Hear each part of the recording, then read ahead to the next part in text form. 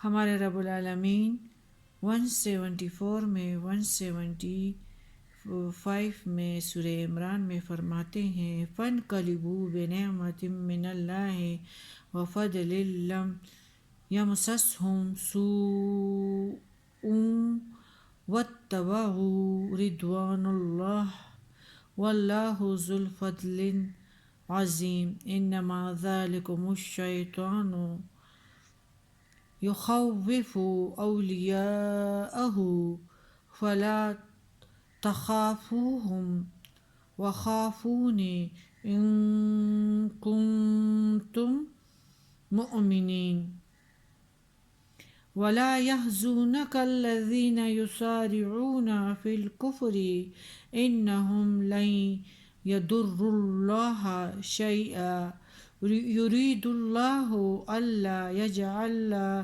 لهم حظا في الآخرة ولهم عذاب عظیم۔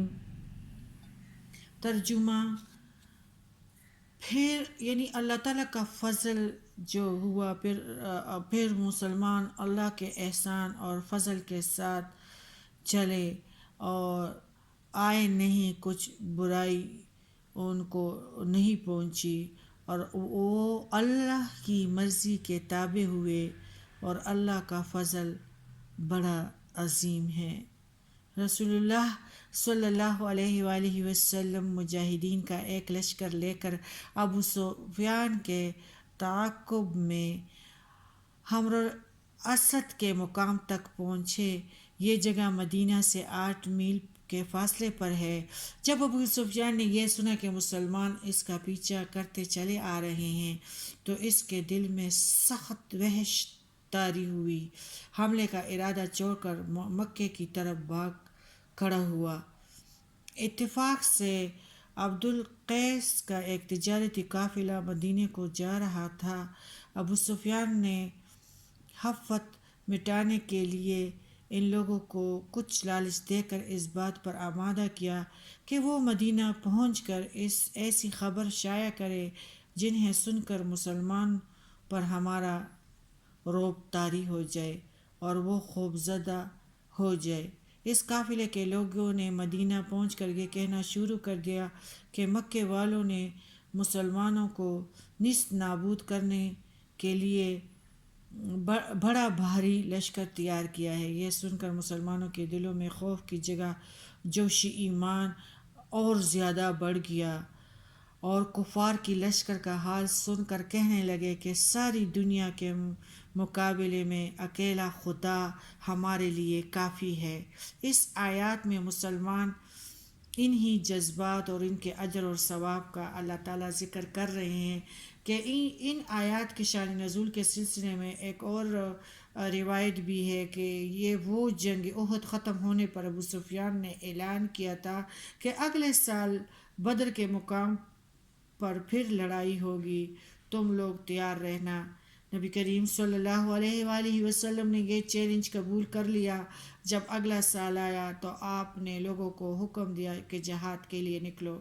ادھر سے ابو سفیان فوج لے کر مکہ سے نکلا، تھوڑی دور ہی گیا تھا کہ حوصلہ ہار بیٹھا اور مسلمانوں کی تیاری سن کر اس پر رعب چھا گیا۔ اس نے چاہا کہ مکہ واپس چلا جائے اور قحط سالی کا بہانہ کر دے کہ بات بھی ایسی کہی جائے کہ الزام مسلمانوں پر ہی رہے۔ اتفاق سے ایک شخص مدینے کی طرف جا رہا تھا۔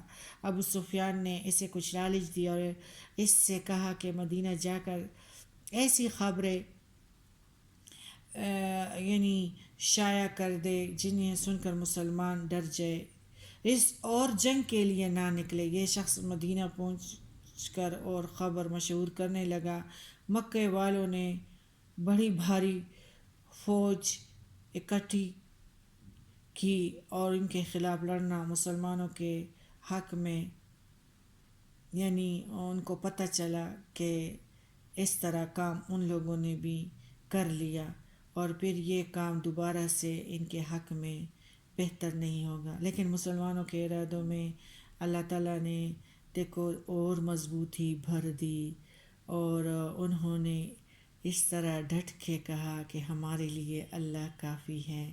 آخر مسلمان وعدہ کے مطابق بدر کے میدان پر دوبارہ پہنچے۔ وہاں بہت بھاری بازار لگا کرتا تھا، کفار لڑائی کے لیے نہیں پہنچے، اس لیے مسلمان وہاں 3 روز رہ کر تجارت کر کے خوب نفع کمایا، خوب آمدنی ملی، اور پھر بہت زیادہ اوزار کے ساتھ مدینہ واپس آئے۔ اللہ کا فضل ہے ایمان والوں کے ساتھ، جو اللہ کی مرضی کے تابع ہو جائیں تو ان کے لیے تو اللہ کے رحمتیں ہی رحمتیں ہیں۔